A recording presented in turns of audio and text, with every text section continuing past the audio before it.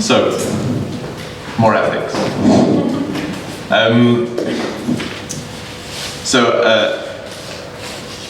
I'm from the Museums Association. We're the largest membership organisation for museums in the UK. We cover all kinds of museums, so we don't have a specific focus on contemporary art.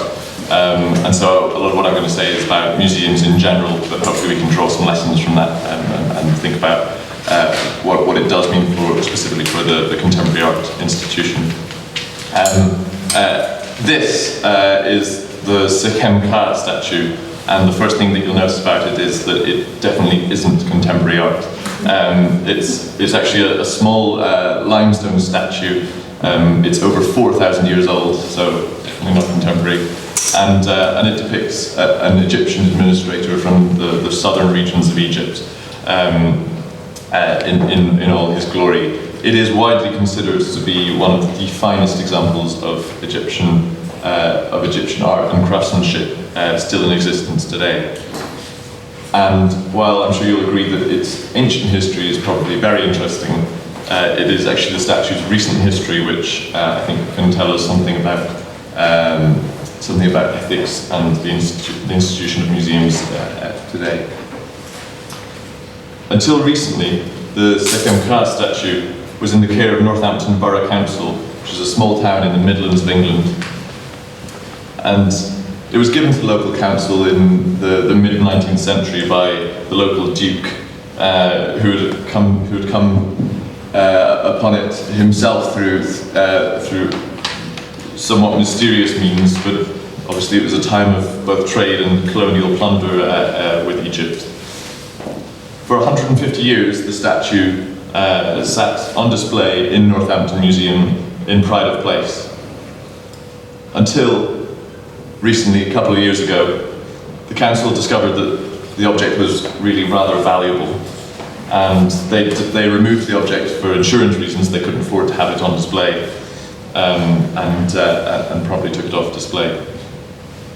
Now, unfortunately, this time, once they'd realised how much the insurance value was worth, the council leader decided that, who's a fairly unscrupulous man, decided that he was going to make a few bob out of it. So here's a man called David McIntosh. There he is, rather unscrupulous man, and he decided that actually the local authority coffers were looking rather dry, and so he decided he was going to make a fat pile of cash out of the statue. He didn't really know how much it was worth. The insurance value was in the low millions of pounds. But he knew that he could make some money out of it, and he had dollar signs in his eyes. As you can imagine, this was a highly controversial decision, but in the face of some quite heroic opposition from local opposition groups, from museum professionals, and even the Egyptian government got involved with a moral claim on the statue, and it took out full-page adverts across the British press to make its view on this sale known. Despite all this, the sale went ahead. Christie's sold the statue in July 2014 for, well, previously we'd been calling the statue priceless, but we discovered that its actual price was £15.76 million, which was a record-breaking sum for a statue of this type. That sale was duly declared as being unethical by the Museums Association, and we barred Northampton Borough Council from membership of the Museums Association. Equally, they lost their Arts Council accreditation, and that severely limited their ability to raise any additional funds for any cultural activities for at least the next 5 years. So there are downsides to all this, but nonetheless they were substantially richer following the sale, although they had to give half of the money to the local duke because he claimed that he still owned it. But why tell this story? Because it's a bit of a sad story. For 3 reasons, which I'll go through one by one. Firstly, I think what happened to Sekemka helps us to think about what we actually mean by ethics in the museum or art institution. At the Museums Association, one of our key responsibilities is as our guardian of the Code of Ethics for Museums in the UK, which we've upheld since 1977. We decided last year to review the code just as the Sakemka controversy was ongoing. So one of the first things that we thought we would ask ourselves is, well, what do we actually mean by ethics? What are we talking about when we talk about ethics? And it was really clear that actually ethics holds a really different role in lots of different people's imagination. Even around the table of the ethics committee within the Museums Association, people had very different views about what ethics could mean. There was real confusion about whether a code of ethics should be a document that summarizes best practice across all areas of museum work, or whether it should be something altogether different. I think this confusion exists for quite clear reasons. Ethics is, as we've already heard this morning, something of a vague term. We've already had about 3 or 4 different definitions this morning. I'm adding another one to the pile. We all know that ethics has something to do with morality. Ethics is taught in philosophy, means a debate between deontological, consequentialist and virtue ethics. That is, God-given right, the God-given rules that would define our morality, the best outcome for the largest number of people, or the ethics of virtue, of character. Are we simply good beings? But that's not really what we're talking about here when we're talking about codifying ethics. Because after all, the Sakemka case was not just about the philosophy of right and wrong. It was also about the possibility of defending a cherished principle of the museum sector. So I think we might think about professional ethics in a sense as being applied ethics. It means establishing the personal and organizational principles that inform and govern responsible behavior within the museum sector, designed to produce the greatest good for the diverse stakeholders in the UK's museums. This was one of the ways that we had of formulating it as we went through this process.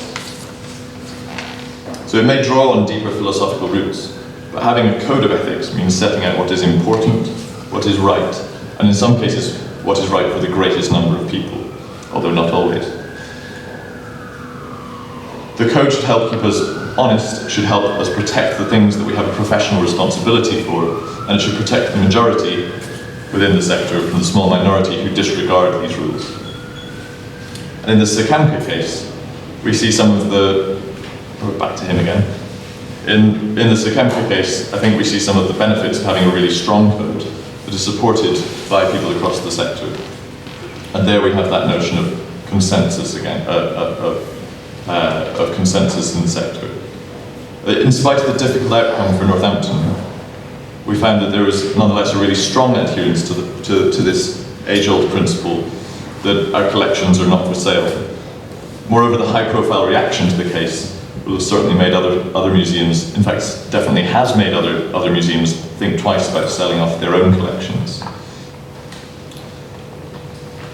And that in spite of the increasing attractiveness of the private market and in a context of decreasing public funds. I see you're facing the same problems in Denmark. The second thing that I want to draw from the Sakemka example is this notion that museum ethics traditionally has been focused on the preservation of collections. So, selling off works from museum collections, and in particular public collections, has long been taboo for museums. It's been at the core of museum ethics for centuries. In the UK, it was the Sir John Soane Museum. This is a nice picture of the Sir John Soane Museum. It was his museum in 1833 which first explicitly set out this principle. And it hasn't changed a great deal since. In the same way that we have a broad understanding that, for example, doctors do no harm, or that journalists never reveal their sources, so we understand, I think, generally, that museums don't sell off the family silver. The MA's Code of Ethics has always reflected this idea in some shape or form, and I wonder what the equivalent might be within contemporary art institutions. But so ingrained is this principle in museums, particularly among the museum's workforce, that we rarely question it. Fundamentally, it speaks to a belief that some things are too important, that some would say too sacred, to be left to the vicissitudes of the market. The notion of the museum as a secular enlightenment cathedral of knowledge retains a powerful hold over the imagination, and a key element of that idea is the idea of permanence, the ability to hold prized things and the knowledge that they represent in perpetuity. In addition, the museum as a public institution relies heavily on public trust to fulfill its mission. It must be seen as something different from the market, a haven for everyday capitalism, something that actively delivers a greater public good. And in that sense, there's something inherent in this notion of not selling off the collections that also transfers to this idea of museums delivering a social impact in society. The sale of items from the collection is then seen as an abuse of that vision as the museum having a public mission, and it's an abuse also of the public trust that enables museum to exist in the first place. I think more broadly it allows us to reflect a bit on the sort of the general horror of money that there is in the museum and the art sector as well. And I think that a lot of what we need to think about when we do think about ethics is this idea about reconciling or demarcating culture and the role of money. Anyway, that's an aside. What I want to say is that museums have traditionally focused their ethics on preserving collections and on other issues that deal with principally the objects and the items that we hold. So other issues that we focus on are things like the prevention of the illicit trade in cultural and scientific objects. This is a flag from a museum in the Scottish Borders, which was a war flag in a Maori tribe, which was repatriated to New Zealand last year. It does happen. This is a robe belonging to the Blackfoot tribe in Canada, which again was repatriated. We also think often about ethics as being to do with dealing in human remains, the subject of long and continuing debate in the UK and elsewhere. And I need barely mention the Elgin marbles. So to say that these things have been a traditional focus of our ethics, or a permanent focus of our ethics, is not to diminish the importance of these things, but it does lead me to make my third point, that our ethics are not somehow timeless and unchanging, they are not permanent rules, and that we have to come back to them and assess them periodically. It's really important to challenge this idea that a sector's ethics are timeless, because the ethics of the sector can and do change over time. They should reflect as best they can the general consensus of those bound by a code. And we know that matters of principle can change. And I think this reflects some of what we were hearing earlier about contingency and ethics being a dynamic system. One of the fascinating things about the Sekemka case was that it came just a few years after the Museums Association had in fact changed its code and introduced a new clause into the code which allows sale for financial reasons under certain extremely strict criteria. In the event, the Northampton example failed to meet these criteria, but there have been other cases which have succeeded, such as the Watts Gallery in Surrey. So there has been change in the way that we think about collections, but also a much broader range of issues facing the museum sector, where ethical thinking is not nearly as well embedded. I'm thinking in particular about the changes in how museums in the UK work, as they become less neutral and more provocative, more digitally active, more international, more reliant on sponsors. We're back with BP here. And in particular, doing more proactive work with communities and hard-to-reach audiences. All of these activities bring new ethical challenges, new dilemmas, which asks how museums will achieve the most right outcome. And these changes were part of our motivation for actually reviewing the Code of Ethics fully this time around. As we heard earlier, it hasn't been fully reviewed since 2002, and we felt that a great deal had changed in the sector in the intervening period. To gain a better understanding of what had changed, we conducted a long consultation with our members. We travelled up and down the UK. We conducted 2 written consultations. And we found that there was a huge range of opinion on the ethics of the sector. A lot of it still did focus on those traditional issues around collections. Should we or shouldn't we sell things for financial gain? What should we do about human remains? What should Druids be treated differently from Christians? I could go on.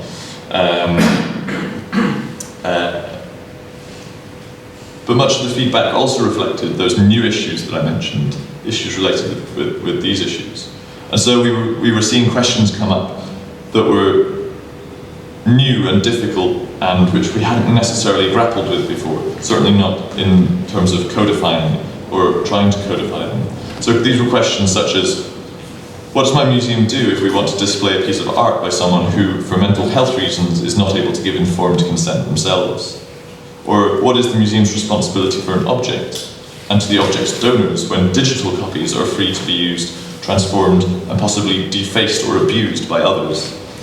And we've got the Rijksmuseum app up here, and they've obviously made all of their content completely free in digital form online, and they've taken a sort of brave step forward in this, which a lot of other museums are quite nervous about doing, partly for financial reasons, but also because of that fear of what will happen when you let go, and the potential for blowback to the museum.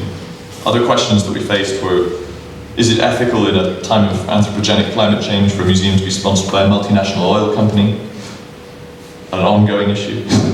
And how can museums protect themselves from censorship and self-censorship in an era of greater interference in their activities by sponsors and donors of all types? These are big, fascinating questions, and we could spend a whole session discussing any of these by themselves. But when we were discussing how to draft a code of ethics, we quickly realized that it would be impossible to provide a definitive answer to really any of these individual issues. One of our objectives was to create a user-friendly code, which people actually used. It had been a major flaw of the previous version of the code to attempt to comprehensively deal with every issue that had ever passed through the Museums Association Ethics Committee, resulting in a document that ran to 10 chapters and which we discovered nobody read. So instead we looked at a matter of principles. The main question that we asked when we did consult with our members was, what are the three principles that you think should underpin museum ethics? And actually the answer that we got back was quite a clear one. Principles that matter in museums for the museum sector, and this is coming primarily from museum professionals, are public benefit and public engagement, the stewardship of collections, and individual and institutional integrity. And within these 3 principles, there you go. You can read the whole thing while I'm chatting. Within these 3 principles, it was possible to draft a code which retains much of the historical work set out in previous codes, while also introducing new sections which reaffirm the ethical responsibility of the museum to support and work towards public benefit, not simply to dwell on preserving objects. For example, we now set out an expectation that museums will be forums for freedom of expression, both in the curatorial sense and the public sense. If museums are to take on a greater role as a forum for public debate about what we value in society and what history and artifacts can teach us, we need a code of ethics that enables museums to move beyond simply being passive, neutral spaces, which is what, for a generation at least, we've been taught to believe. So this is the code. You can have a longer look at it later if you really wish. But what then of contemporary art? Our new code doesn't explicitly seek to cover contemporary art issues, although some of our members certainly are involved in contemporary art. And I see some clear differences between the contemporary art scene and the traditional museum sector in terms of ethics. Contemporary art is clearly riven with ethical issues. We've heard a lot about that this morning.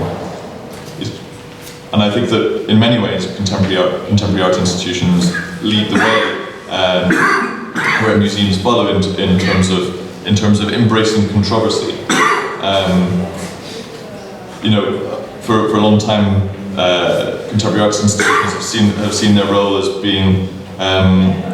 partly being to generate controversy, to provoke a reaction, to make us question our own values, our own behaviour, and our own ethics.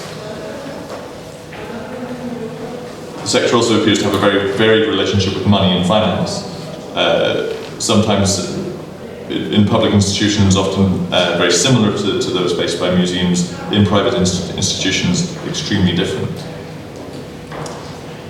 And contemporary art continues to push the boundaries at some of the issues that I've mentioned around preservation of objects in perpetuity, which are fundamentally different from how we think about ethics within, as I said, the traditional museum.